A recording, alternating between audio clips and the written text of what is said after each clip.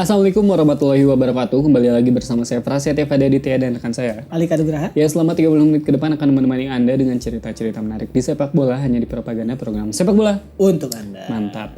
Kak, Prancis tuh kan dia berhasil ke final Piala Dunia 98. Betul. 2000 dan 2022 ini ya. Di 2018 dia itu bahkan jadi juara. Berhasil kan? juara. Meskipun di 2022 kalah dari Brazil. Argentina. 2022 kemarin ya.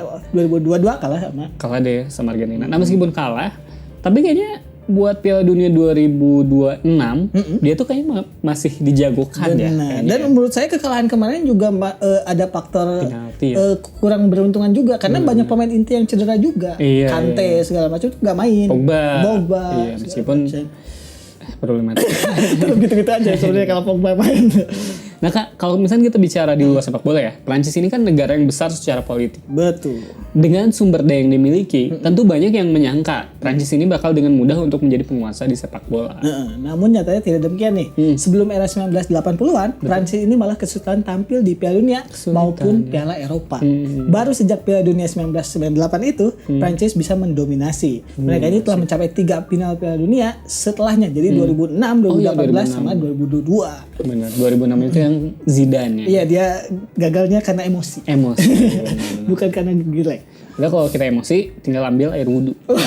Agak susah ya. Minta izin dulu ke masjid mau wudhu. Keburu beres pertandingannya. Nah, sebelumnya Kak, Prancis ini gagal tampil di 3 Piala Dunia dan Piala Eropa sejak 62 sampai 72. Hal ini membuat mereka berpikir untuk melakukan perubahan besar di sepak bola. Jadi keren gitu sih, Prancis ini kan gagal lolos dia langsung mikir gitu. Sementara kan Indonesia beberapa kali ke final Piala AFF masih gitu-gitu aja. Gak ada beda ya. Tidak beda, masih sama. Dari dulu pengen revolusi PSSI sampai sekarang itu saja. Nah, berbagai kota di Prancis pun mulai membangun pelatihan bagi pemain muda. Semenjak kegagalan itu ya. Dan ini diinisiasi oleh Federasi Sepak Bola Prancisnya kan, atau FFF. Kalau di Sunda jadi P3. PPP. FFF sama ada susah. Atau kalau orang yang nyebelin tuh, kalau ngechat PPP. Nah, jadi Federasi Sepak Bola Prancis FFF, dia ini membangun pusat pelatihan pemain pertamanya. Namanya adalah National Center of Excellence dan Institut National de Football atau INF yang didirikan di kota Vichy. Terletak di sekitar Sungai Allier. Suka pusing di sungainya.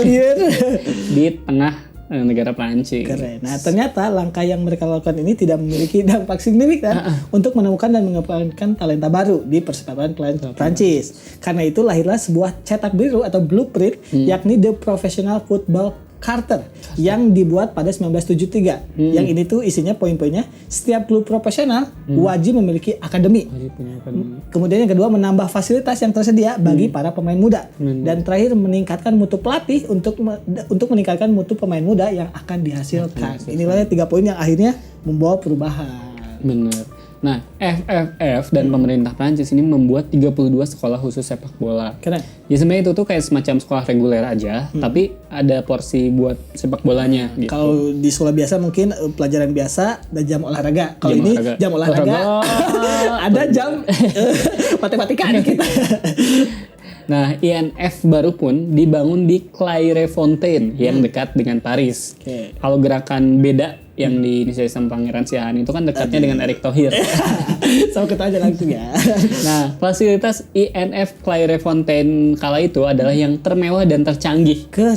Meskipun tidak secanggih punya uang 1 triliun tapi nggak ketahuan negara. Itu canggihnya di luar nalar. Itu pun ketahuan karena anaknya gebukin.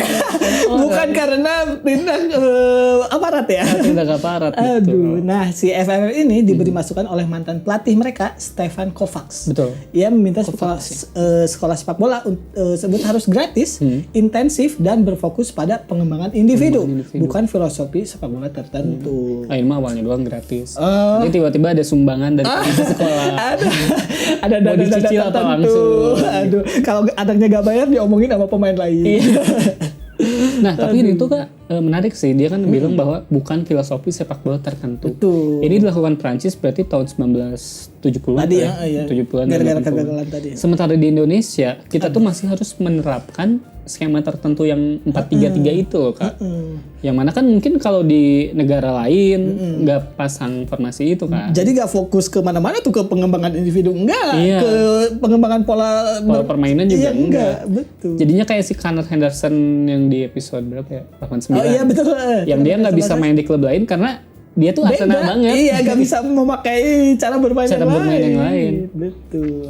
Nah, syarat untuk masuk ke INF Clairefontaine ini simpel. Oke. Yaitu memiliki kewarganegaraan Prancis, berusia 13 hingga 15 tahun, dan tinggal di sekitaran Prancis, yaitu region Ile-de-France. Oke. Namun sistem penyaringan yang ketat membuat ada saja talenta yang terlewatkan. Jadi karena itu ketat banget gitu.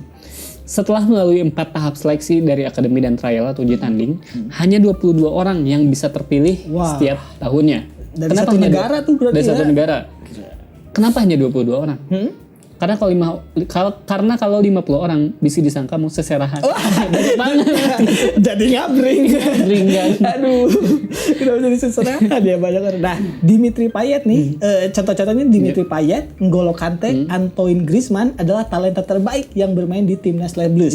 Namun mereka ini tidak sempat mencicipi si INF Clairefontaine. Betul. Nah, karena itulah si FFV ini dan Prancis akhirnya membangun 13 pusat pengembangan pemain muda di seluruh Prancis. Gak hanya di Paris berarti, untuk menemukan talenta yang terlewatkan dari setiap daerah. Jadi gak Paris sentris gitu. Kalau betul. Kalau kita ada Jawa sentris, di sini mereka gak Paris sentris. Nah, kini ada total 37 akademi berskala masif di seluruh Prancis yang dapat menampung sekitar 2.000 bakat dari usia 15 sampai 20. Jadi ngejaring pemainnya lebih banyak lagi. Bener. Tapi ngomong soal Jawa sentris ya. Ya, ini kemana nih?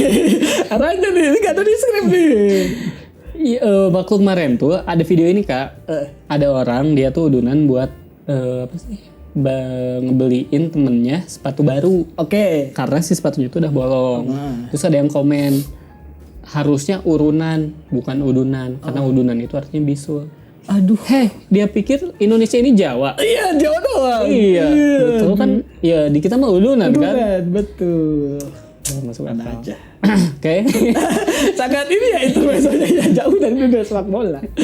Nah, terus ini kan di Paris ya. Paris itu sebenarnya punya daya tarik yang besar. Betul. Kadang kalau cewek-cewek gitu punya Menara Eiffel di rumahnya. Kan kota mode. Julukannya. Terus kayak aku pengennya ke Paris. Gitu. Nah, dan ini pun akhirnya yang menjadikan si INF ini dipindahkan Kak. Karena ketika INF dipindahkan dari Vicky Prasetyo ke Paris. Bukan Vicky, ini nama daerah dong. Dari Vicky ke Paris pada 1983 itu dianggap berpengaruh besar bagi perkembangan sepak bola. Jadi perpindahannya ini jadi ini ya, vital ya. Kenapa dipindahkan? Karena Vicky ini dikenal sebagai kota spa dan resort. Kayak di kita mungkin teater. Spa dan resort tuh ke daerah sana. Vicky ini dianggap terlalu sulit untuk dijangkau orang-orang. Aksesnya. Emang agak susah kita kalau ke teater. Benar, itu sama aja ya. Bis deh Kak, kalau nggak salah Bandung Subang tuh nggak ada bis. Iya, daerah Elep. Gitu. Makanya banyak telat yang ditutupin kali ya kalau iya, karena mobil-mobil itu buat. Aduh. Nah, populasi Vicky ini sekitar 27.000 jiwa. Oke. Tapi pasti ada dari mereka yang jualan villa. Pakai kupluk.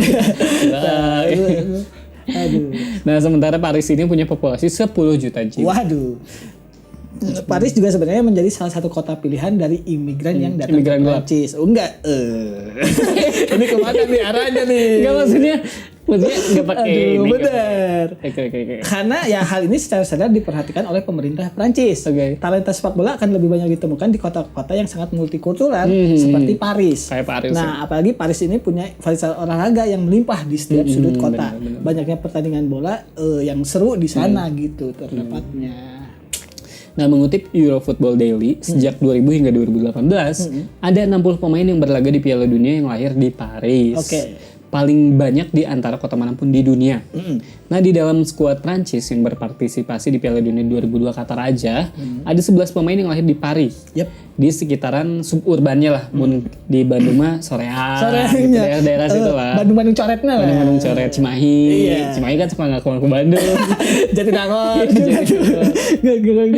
Contohnya adalah Kylian Mbappe. Betul. Yang memiliki ayah seorang Kamerun dan ibu berdarah Alfamart.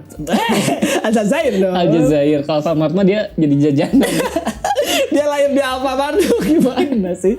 Aduh. Jadi salah satunya itu adalah si Kylian Mbappe ini. Betul, yang dia gak punya darah Prancis tapi lahir di daerah Prancis. Betul. Nah, di Ligue 1 atau Liga Petani ini yang sering dikenal dengan nama Liga Petani, mereka ini yang menanam bibit dan memanen hasilnya pada akhirnya. Tidak adil rasanya jika hanya menaruh kesuksesan sepak bola Prancis hanya pada peran INF. Clairefontaine dan Kota Paris saja. Di baliknya ada peran liga domestik yang membuat banjir talenta muda. Jadi ya kesuksesan tadi cuma bukan dari akademi atau ya sekolahnya aja, tapi emang dari liga domestiknya juga. Tahu nggak kenapa Prancis ini bisa banjir talenta muda? Kenapa tuh? Karena gubernurnya pindah dari.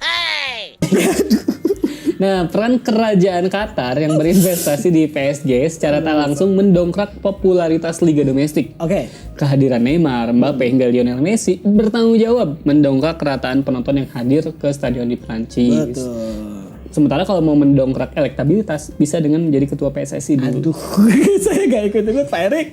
Aduh. Nah, mengutip data Transfermarkt, musim 2021-2022 menjadi rataan penonton yang hadir mencapai 21.000 per laga. Keren. Hanya terpaut 1.972 penonton dari La Liga Spanyol dan bahkan unggul 3.000 dari rataan penonton di Serie A Italia. Bahkan lebih dari Serie A ya. Betul. Keren. Nah, data yang dirilis CIES Studi pada 2020 menunjukkan kalau Lyon dan PSG ini ada di peringkat ketiga dan keempat dalam urusan mencetak talenta yang bermain di liga teratas Eropa. Si CIS ini, CIS Observatory sebelumnya pernah merilis data pada Mei 2019 yang menunjukkan bahwa Prancis adalah eksportir talenta sepak bola terbanyak kedua di belakang Brazil. Sementara klub Liga 1 Ligue 1 lainnya Rennes lagi jadi hamil dong. Ada di peringkat 8 dalam urusan mencetak talenta. Unggul di atas Manchester United dan juga Arsenal. Yang biasanya kan dari klub-klub Liga Inggris tuh biasanya. Inggris, iya. Sadar dengan potensinya tersebut sebagai penyalur pemain berbakat mulai 2020 nih Ligue 1 ini menggunakan slogan La Ligue des Talents. Apa tuh artinya? Liganya para talenta. Keren. Kalau Indonesia dikenal dengan potensi penyalur atlet UFC. Banyak saya yang keluar dari Liga 1 itu. Iya, berantem bener. Bukan liga berbakat dalam sepak bola ya. Nah, Prancis ini memang kalah di final Piala Dunia 2022. Betul. Tapi mereka masih punya fondasi yang kuat. Di Piala Dunia 2022, rataan skuad mereka itu 24 tahun, Kak. Di lini belakang dan lini tengah. Karena di depan mungkin ada si Giroud ya. Benzema gak dipanggil. Iya, Giroud. Jadi tua lah gitu. Nah, dan Prancis ini masih akan diunggulkan di Piala Dunia 2026 mendatang. Betul, apalagi Kylian Mbappe nih yang akan semakin matang di usianya yang ke 28 tahun. Dia tuh 2018 sama 2022 kemarin tuh masih muda. Iya. Padahal dia masih ada karir bisa 4 kali Piala Dunia lagi kalau dia masih bisa menjaga ke fitnessannya. Kemudian ada juga Aurelien Tchouaméni yang akan membalaskan pergagalan yang gagal penalti kemarin di usia ke-26. Benar. Nah, pada matang-matang ya? Iya. Nah, kemudian ada juga Eduardo Camavinga. Baru akan menginjak usia 24 tahun di benua Amerika nanti. Karena ya setelah matahari bersinar cerah di Argentina, kelak ayam jantan kembali berkokok di Prancis. Oh gitu. Sama seperti ini ya. Terlalu ini ya, iya benar. Ayam jantan ini bukan karena dia pengecut, tapi karena dia menyambut hari yang cerah. Menyambut hari yang cerah. Betul juga. Meskipun bahasa Inggrisnya kok. Agak aneh ya. Aduh, ya itu tadi bahasan kami soal Prancis yang mungkin masih akan sangat panjang banget prestasinya dan apa yang sudah mereka dapatkan hari ini tuh ya didapat dari jauh banget ya kayak dari 80-an gitu. Itu pun dari proses kegagalan akhirnya ya. Mereka muhasabah diri untuk menjadi yang terbaik. Menjadi yang terbaik. Ya itu tadi pembahasan soal Prancis, jangan kemana-mana, tetap di Propaganda program sepak bola. Untuk Mantap.